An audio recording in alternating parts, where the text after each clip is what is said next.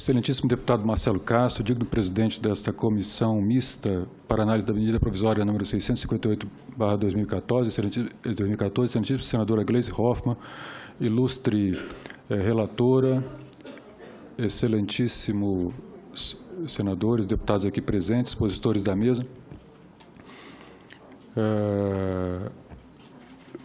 Sempre agradeço a Deus a oportunidade de comparecer a uma audiência pública, comparecer a um evento público, né?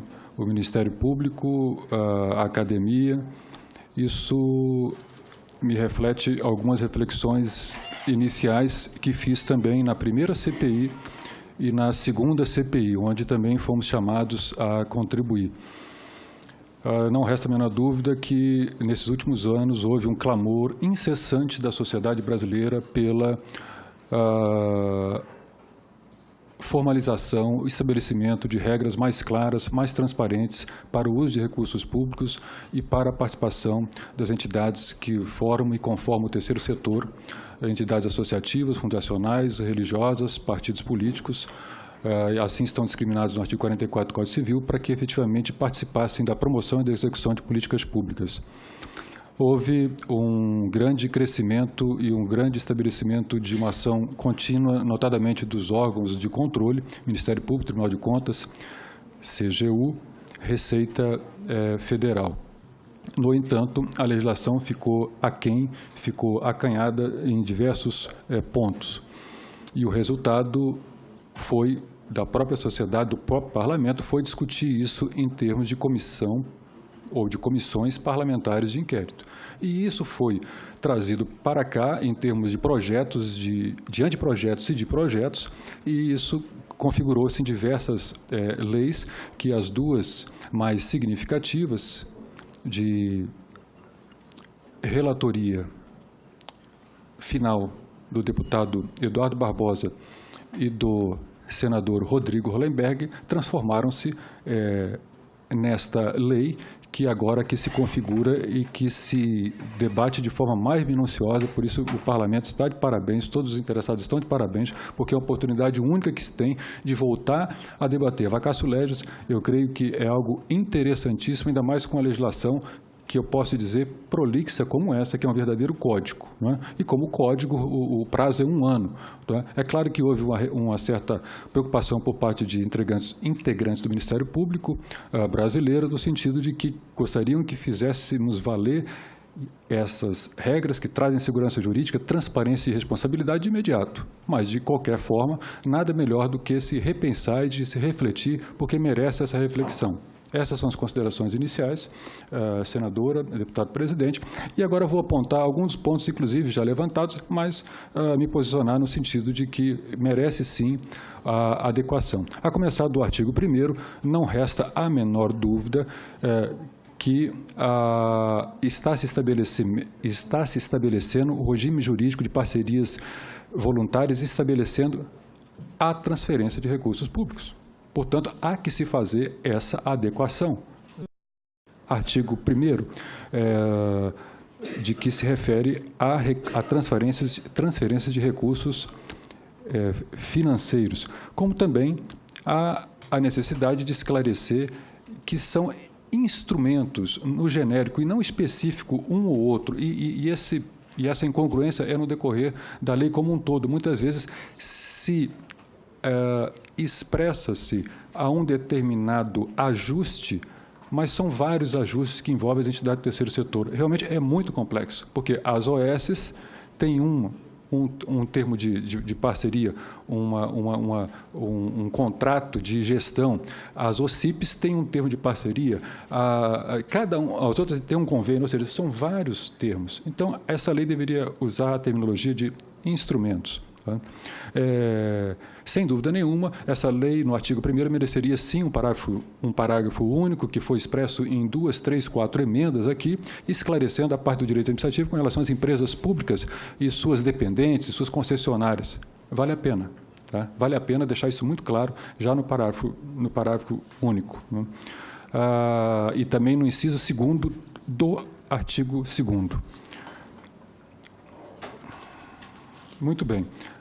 No artigo 3º, se faz necessário, inclusive para a adequação em termos de política financeira, a terminologia aqui adotada no artigo 3º, inciso 2º, que fala de transferências voluntárias.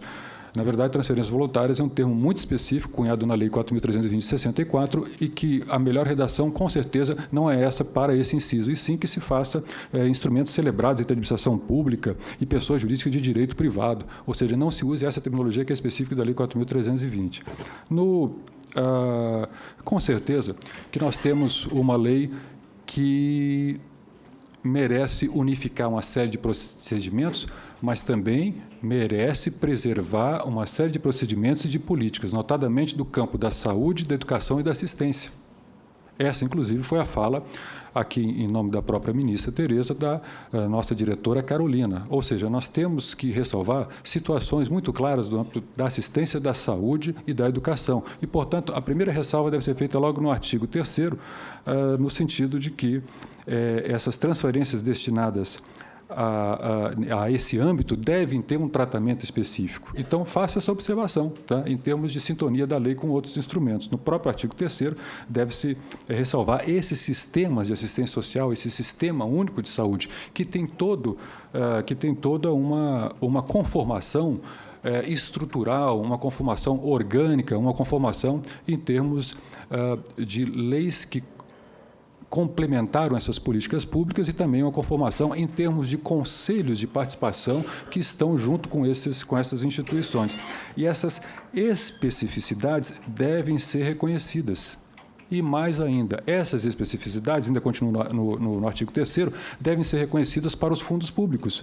Fundos públicos foi uma conquista muito grande na área do meio ambiente, na área de direitos difusos, na área da criança e adolescente. E esses fundos públicos têm regras próprias, inclusive com participação dos conselhos e uma participação ativa. Realmente, a criança e adolescente, deputado e senadora, isso em todos os municípios, os senhores, muito mais do que nós do Ministério Público, sabem, a participação é muito grande e as políticas ali encetadas são tornadas e praticadas em cada um dos momentos. Então, qual é a observação que faço? A observação que faço é que seja inserido aqui um inciso nesse artigo 3º e que se compatibilize, inclusive, com o artigo 27, parágrafo 5º. O que diz o artigo 27, parágrafo 5º?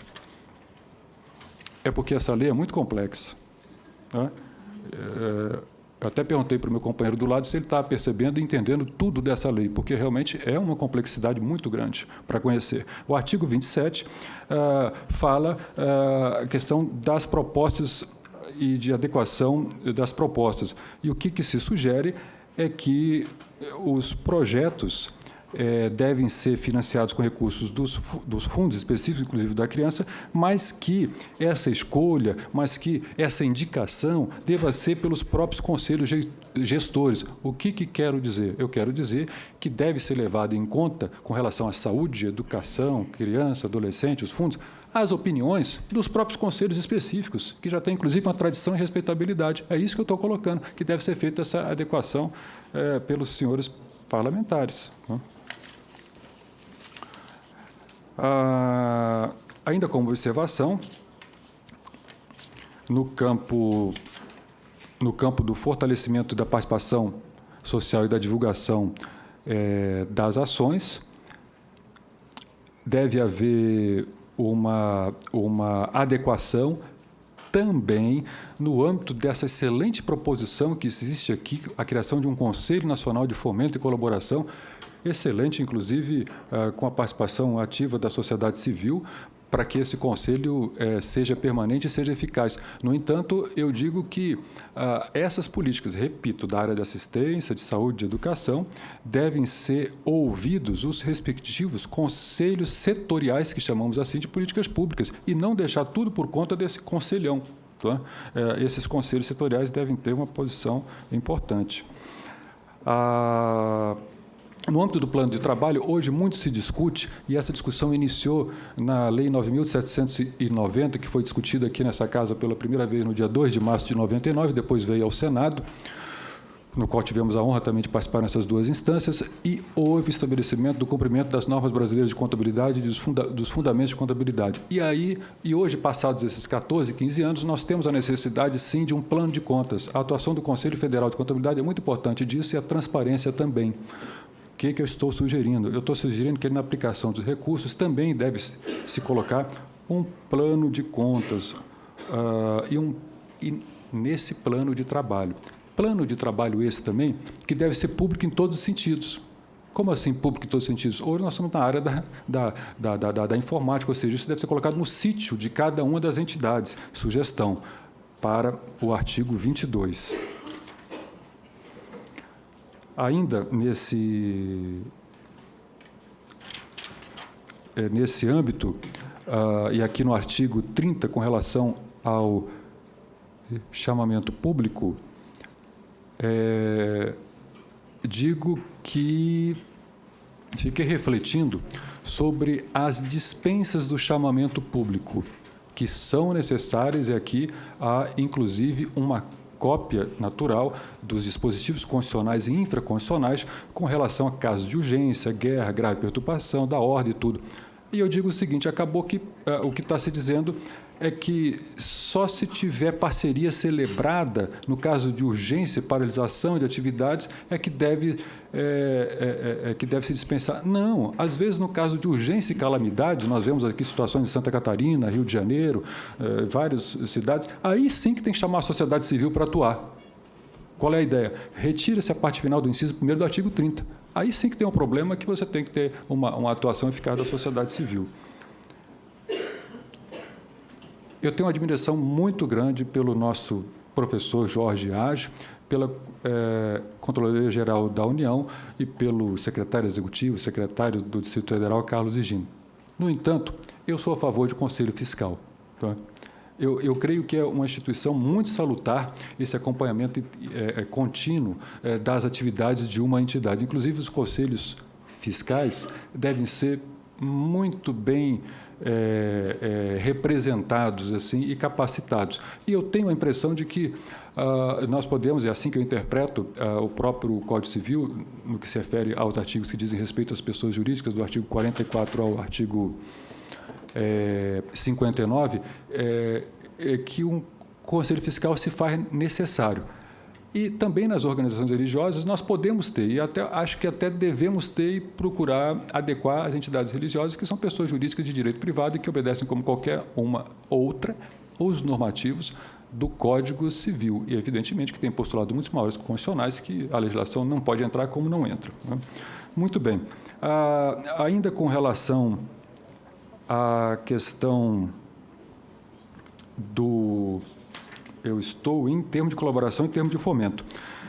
Olha, eu creio que um ponto muito grande colocado aqui pela sociedade civil, pela representante maior e por tantos outros significativos, é a autonomia das entidades. A autonomia das entidades. E essa autonomia, ela tem que ser preservada. Portanto, essa questão de regulamento de compras e contratações aprovados pela administração pública celebrante, eu acredito que essa não é a melhor decisão em termos de lei. Eu creio que cada uma das administrações públicas, em cada uma das esferas, vai aprovar de uma forma diferente, vai opinar de uma forma diferente e vai haver uma insegurança jurídica. Creio também que poderá se criar uma situação hierárquica que não existe e creio que isso fere a autonomia das entidades. Creio que isso deva haver liberdade na formatação. Liberdade essa que, em termos constitucionais, em termos do Supremo Tribunal Federal, já foi expressa com relação às organizações sociais. Muito bem. Encerrando essas colocações primeiras, depois, naturalmente, seguindo as orientações da presidência da relatoria, me coloco à disposição. Concordo que a redação foi absolutamente restritiva com relação à vedação de dirigentes e agentes do poder público, Ministério Público, administração pública. Reduziu-se tanto que não vai se poder nada. Né? Eu sou de órgão de controle, sou a favor do órgão de controle, mas não concordo com o protagonismo excessivo dos órgãos de controle. Né? ou levantar-se dúvidas que ainda não existem, mas que estão sendo colocadas. Portanto, essa redação merece, sim, adequação. Mesmo porque, como foi muito bem colocado tanto pelo nosso secretário executivo, Diogo Santana, aqui falando pelo ministro, como pela Carolina, isso vai inviabilizar a existência e o funcionamento de uma série de conselhos já existentes. Então, não resta a menor dúvida que na formalização dessas parcerias deve haver um critério muito claro dentro do artigo 42, ou criando-se um artigo 42 próprio, para as especificidades e a grandeza das instituições. Por quê? Porque a maioria das instituições, eu entendia, e até que fosse mais de 80%, trabalham com menos de R$600 mil.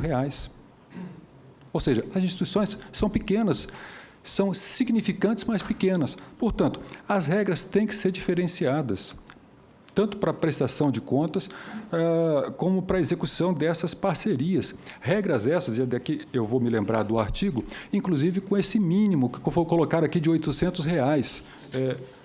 R$800 aqui no artigo 54, pagamento em espécie.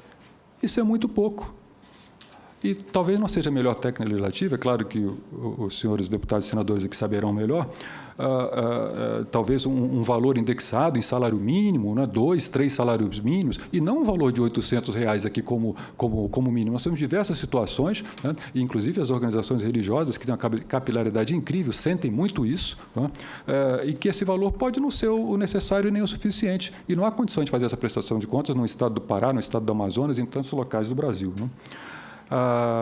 Não resta a menor dúvida que essa lei veio para tornar claro uma série de situações e uma série de situações em que as entidades não têm nem como se manter, como custear as suas atividades. E digo que o custeio dessas atividades deve ser feito também com relação aos impostos diretos. Ou seja, se ela não tem condições de pagar o IPTU e se recebe um carro dentro dessa parceria, isso aqui deve ser tornado claro aqui no parágrafo 4º, enfim, no parágrafo 3º do artigo 46, esses impostos diretos e personalíssimos. O convênio, a relação de fomento tem que dar conta de pagar esse valor, sim.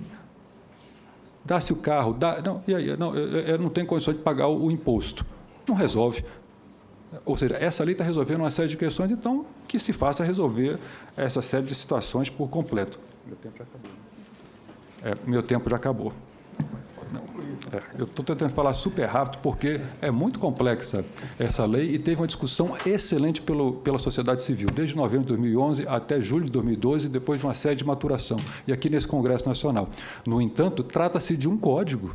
Trata-se de um código, e de um primeiro código. É um código de regulamentação jurídica do uso de recursos públicos. Outros códigos virão, não tenha a menor dúvida. Códigos com relação à sustentabilidade, mais ampla, código com relação ao regime tributário, mais amplo, mas cada um deve ser discutido com todo o cuidado. Bom, para não prejudicar, inclusive, os trabalhos, eu digo que essas são algumas das considerações que temos a fazer, não é? Sem dúvida nenhuma, dentro de premissas, inclusive algumas ou tantas, várias colocadas aqui pelo Dr. Carlos Higino, com aspectos, inclusive, pontuais com relação a uma parte que preocupa sempre os órgãos de controle: sanção. As sanções devem ser proporcionais. A lei não teve ainda esse cuidado e pode-se ter aqui nessa comissão. Tem que haver proporcionalidade, porque as penas têm que ser proporcionais, advertência, multa, demissão, e a sanção proporcional. Um outro ponto, é o último que falo.